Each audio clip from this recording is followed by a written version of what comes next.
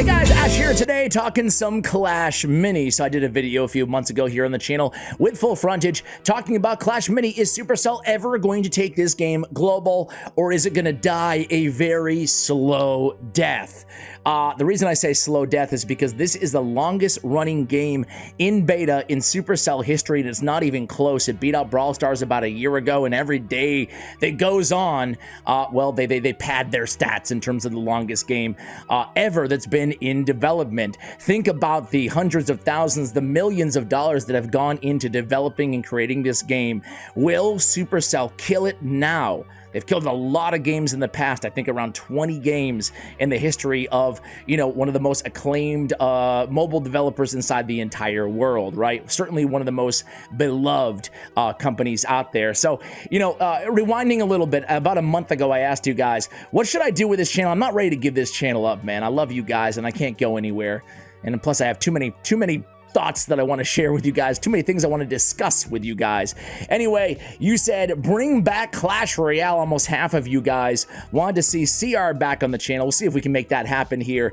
But in the meantime, I do want to follow up on Clash Mini, because what's going on right now is interesting. It's interesting. It's suspicious, I think, is the better word.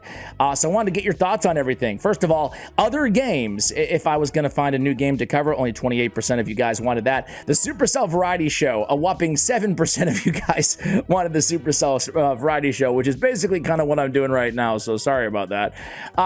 We have Squad Busters also, you know, potentially coming out this year. We have Moko coming out potentially this year as well. So they have other games in the pipeline, so to speak. Obviously, maybe some Clash Heroes as well, I think. I don't know where that one stands, honestly. But Clash Mini, going back to the subject at hand here. #1 post in the last month on the Clash Mini Reddit right now is, well, that's depressing. Basically, they haven't done anything, and they've been pretty radio silent.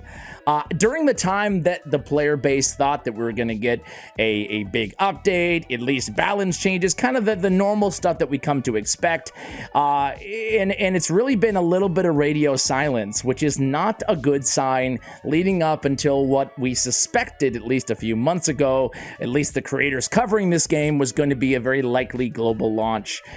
So, you know, the comments here on the Reddit are mixed. They're basically mixed. Some people disappointed with the lack of communication over the radio silence. Others saying that, you know, things are totally fine. Don't overreact. Staying hopeful. It's not going to die. You guys are crazy. So I don't know how I feel about things, but I did see that Frame, Vlad, their community manager, really the guy communicating everything for Clash Mini publicly, says can't give an update yet, but hoping to be able to in 2 to 3 weeks. Love ya all. Am I reading a little bit too much into this? I probably am. But the love ya all, ooh, that kind of sounds like the girl who's gonna break up with you, and you're like, hey, babe, can we talk things out here? You've gone radio silent on me. And then she hits you back a few days later and says, hey, yeah, I can't give an update yet, but how about in 2 to 3 weeks, and love ya all. I don't know. I don't know. I read ominous tones into this. So why would they kill Clash Mini? Supercell needs a hit, man. So guys, here's Google Trends. You can see the massive spike in interest. This is worldwide, past 5 years, right? You can see the massive spike in interest when it was announced, and then it was kind of a steady decline from there, and then it's more of a decline, and more of a decline. Certainly not really what you'd want to see or expect to see as a game developer, but again, it's such a long period of time that it's hard to even judge this too harshly, right? I mean, they have not been marketing the game heavily, at least worldwide, certainly not globally, so it's hard to say, oh, this is a massive failure, and this is indicative of, you know, them definitely wanting to kill this game. Obviously, Supercell also has the metrics that really matter. The 24-hour user retention, the 7-day user retention, 30-day user retention, how many depositors, how many new registrations, you know, depending on we do this, what happens here appear to the player base, all that stuff, right? All the stuff that really matters for them. There is a massive and passionate community, and maybe massive is the wrong word, but there's a passionate community, certainly of hundreds of thousands of players who enjoy Clash Mini, right? There's a lot of thriving YouTubers out there, right? Who are actually making great content. I will say, for a game that is not globally launched, has not been globally launched, Clash Mini has by far the best creator ecosystem. It's really, I've never seen anything like it in all of YouTube. And I've been working in this industry, not only on the front end on YouTube, but also on the back end for over a decade now. And I've never seen anything like what Clash Mini has in terms of their creators.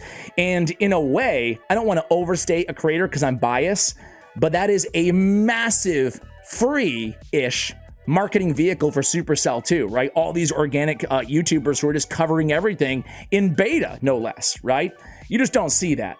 A lot of game developers pay millions of dollars to get what they have right there in those YouTubers. Now, obviously, it's a symbiotic relationship where the YouTubers are certainly have a lot to gain too, especially if it goes global, a massive surge in their channels and their opportunities, change their lives, right? That happened to me in Clash Royale, for example, here on this channel.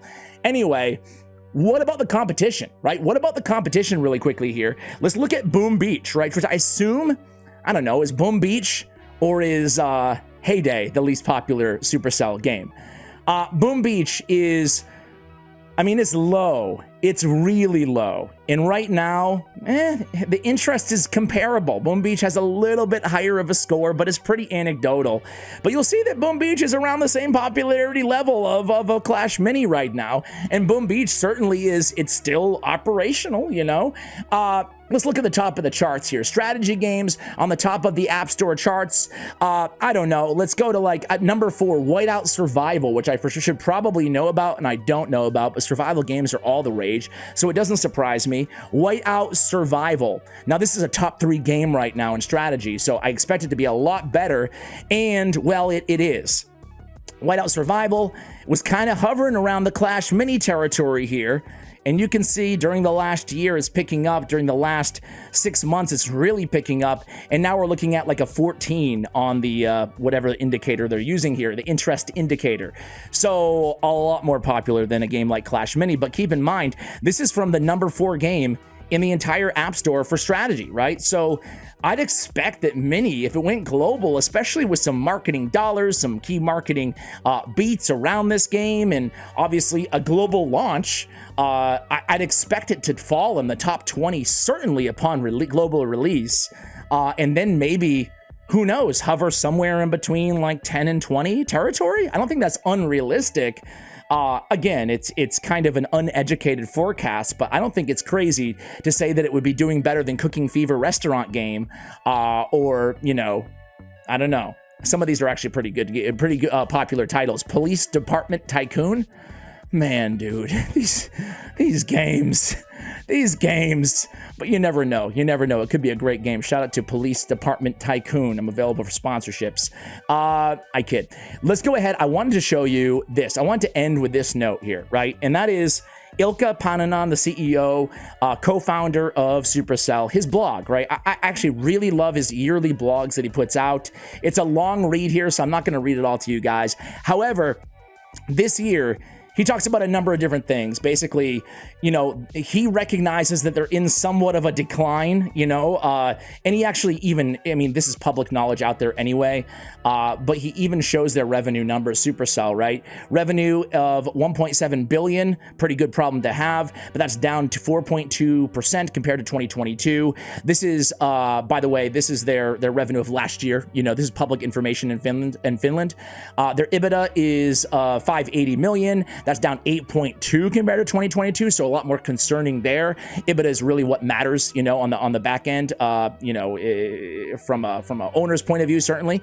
Corporate taxes, 110 milli paid to Finland. Okay, cool. So what is he saying here? He's saying that, you know, new leadership team, first of all, right? New leadership team, kind of rethinking what they do and how they operate, right? He's talking about, and he even mentions Clash Mini at the end of this this blog post, right? He says, where is it? Okay. He says, secondly, I'm incredibly excited about new games this year, some of which you've probably played, Clash Mini, Squad Busters, and Moko, which are still in development, but we're very proud of them. There's more coming, but more on them in a bit later, hopefully not in the too distant future. He also compares successful titles that were released in the mobile gaming industry since Brawl Stars, and basically points out that we haven't been, Supercell, I should say, has not been able to take advantage of any of those, you know, that the new title buzz, right, from the industry. He points out some games like Genshin Impact, etc. here. I can't find exactly where it is right now, but you guys, again, I'll link this for you if you want to go ahead and check it out. He talks about his team size. We need to go ahead and build bigger teams, and do we focus on new games? Do we focus on continuing to develop the games that are already out there and successful, right? But what I really wanted to touch on here is reading the entirety of the blog. My takeaway was, okay, Supercell needs some games to go global here, right? And honestly, this is me, this is not Ilka, obviously, but like, do they have too high of a standard at this point? And it comes down to this bulletin board material here, right? Basically, the ethos of Supercell. Our goal is to make the best games. Games that are played by as many people as possible, enjoyed for years and remembered forever. Man, what a lofty goal. Is that goal so lofty that it prevents they get in their own way sometimes? You know, I think it's a valid and fair question to ask, because I mean, this is their ethos, like I said, not mine personally, clearly, because I've never been known for my OJ style caliber of editing and content and whatever. That being said, I will say that this is a very, very high benchmark. They've killed way more games than they've released. They've also shifted their strategy into investing into other companies, other publishers, other game designers out there, such as like Space Ape, and there's a lot others than that, right? So they have a lot of different eggs in different baskets over the years. That all being said, though, the way I look at Clash Mini personally, as somebody who's not in the weeds of Clash Mini, right? Who honestly has not played Clash Mini since I had full frontage on in a few months, you know, I haven't even logged in. But that being said, it got me kind of thinking about Supercell, generally speaking here. And, you know, games are played to make the best games. Best games it's such an anecdotal endeavor, right? I mean, what's the best game to me? It certainly isn't going to be the best game to any of you guys, right? Because I'm an old school gamer, right? But I think that's my point here, is some of my favorite games in the world are not, you know, these massive IPs. But that goes to their second point, games that are played by as many people as possible. What if Clash Mini is just kind of a niche game that is really well done? I hear a lot of people saying it's one of the best auto battlers ever released for mobile, certainly. Maybe just ever released. Is that good enough just to release? To me, especially with a fairly small team, even though they're scaling up their teams at Supercell, it's still a freaking small team, you know? Even if they have 30 developers on the game, it's still a small team by industry standards, where some of these games have hundreds or more of developers and game designers on these teams. Obviously, they can be lucrative with a game like Clash Mini, I think, right? They can even tweak the monetization a little bit, you know, if they need to, right? They have all those tools at their disposal. Rest assured, they know exactly, you know, the benchmarks that they're aiming for and how they can obtain them. It really, obviously, there's something wrong with the back-end data. Now, listen, Clash Mini could still go global here. I'm recording this not knowing what the future holds, but I will say, based on my 10 years working with Supercell, I smell some death in the air, ladies and gentlemen. And I say that kind of with a smile on my face, but it actually really bums me out, because like I said, I know there's a vibrant community, not just of player base, but also of creators who I work with, who I'm friends with, you know? So that will be a massive bummer for them. The good news is their content is so good. A lot of these channels, like, really like great high tier content, that they could find a great landing spot with other Supercell titles or other titles out there in the industry, I feel like, right? So but either way, it still sucks, because I know these guys are super passionate. Everybody, players, creators, they're super passionate. And I guess my only thought here is to obtain and adhere to this lofty goal here outlined in this image that we're looking at. Is it worth punting or throwing away a super vibrant community, even if it's not going to be a super successful title, you know? And hey, what's my opinion worth, you know? Again, I'm ignorant to the data here on the back end, but sometimes you just need those cool passion projects, those cool games, you know, that maybe it's not going to be as many people as possible. Maybe it's not going to be hundreds of millions of players. Maybe it's not going to be million daily active users, but maybe a few 100,000 is enough, you know? I look at other games. I look at a game that I've worked with before in the past called Nova Island. I just bring that up because, you know, they're not a top game on the App Store. You know, they don't have millions of daily active players. However, they have a super, super vibrant community, really a lot of good like creators, streamers, and they just really enjoy the game. You know, there's a lot of passion there, and I'm sure they're still like making money too, you know? So I guess at what cost would be my question here, especially the second part of it, games that are played by as many people as possible. You know, you can have the first one and the last one, but do you need the middle one? You know, the middle statement here. Best games, subjective. You know, I love, my favorite game of all time is, I think, Castlevania Bloodlines for Sega Genesis, you know? So it certainly hasn't been played by many people possible. Odds are 99.9% of you have never played that game or ever heard of it. But it remembered forever in my heart, you know? Because games are all about experiences. And you can remember a game forever by who you play with, the community you're a part of, and it can still be a lucrative endeavor by the developer. So again, I mean, who am I? I'm not going to sit here and say, Supercell, consider releasing it or else. But I would say that I think it's probably time to consider releasing a game that might not be enjoyed by as many people in the world as humanly possible. What do you guys think? Do you think this, I'm just wasting 20 minutes of my breath here? Do you think this game's gonna go global and it's just the calm before the storm? Could very well be the case. I don't know, but again, I feel a little death in the air, a little musky right now, and I want to get your guys' opinions on everything. Thank you so much for watching. I'll see you guys real soon, and as always, take care, guys.